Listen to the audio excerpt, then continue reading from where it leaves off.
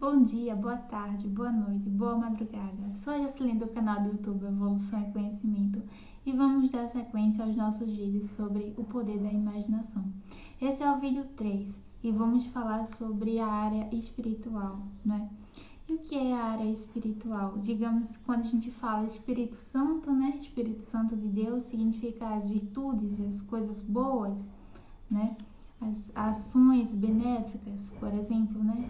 Esse tipo de influência, né? A influência do Espírito Santo de Deus. Então, a gente sabe que assim como existem as coisas boas, existem também as coisas ruins, por exemplo, né? A gente pode ser influenciado tanto por espíritos bons quanto por espíritos ruins. Basta a gente saber, por exemplo, se aquele nosso pensamento, se aquela nossa ação está sendo, se vai ser benéfico ou não na vida do outro, não é? Aí a gente tem discernimento sobre essa questão dos espíritos. E para quem for dessa linha, né, da espiritualidade, para quem quiser saber mais sobre essa questão dos espíritos, discernimento, mediunidade e outros assuntos, eu recomendo ler, né, Allan Kardec. Ele trata dessa questão, tem o livro dos espíritos, como lidar com a mediunidade, dentre outras coisas. Tem os 5 livros dele também. Vou deixar aqui na descrição do vídeo a recomendação, né, para quem quiser. Mas a gente vai dar sequência agora sobre o poder da imaginação.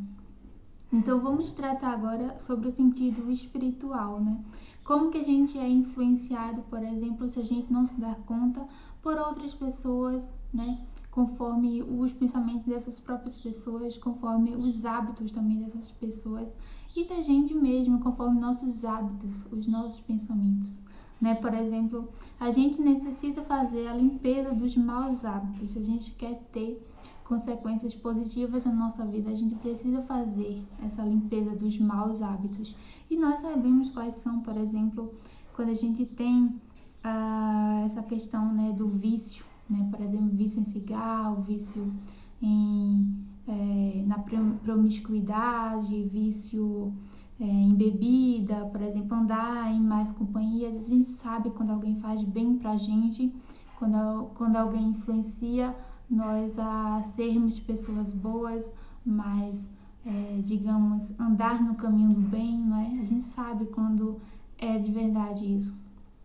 Então, para que a gente tenha essa influência espiritual positiva, é preciso fazer essa limpeza das companhias que nos influenciam a fazer coisas mais, essa questão da bebida, né, que a gente sabe que a gente não fica no estado consciente, a gente sai do nosso estado de consciência, que pode fazer coisas que não faríamos se não estivéssemos no estado, né, alcoolizado, por exemplo. A questão do cigarro também, né, a gente sabe que não é somente isso que a gente vive aqui, por exemplo, o que a gente enxerga com os nossos 2 olhos. Então é importante que a gente tenha esse discernimento também. Todo vício, né? Todo vício é negativo pra gente. É negativo também para as pessoas que a gente convive, né? Então essa limpeza dos maus hábitos é importante, porque daí a gente vai prestar atenção na voz que a gente tá ouvindo, por exemplo. A gente vai ter discernimento espiritual sobre os nossos pensamentos.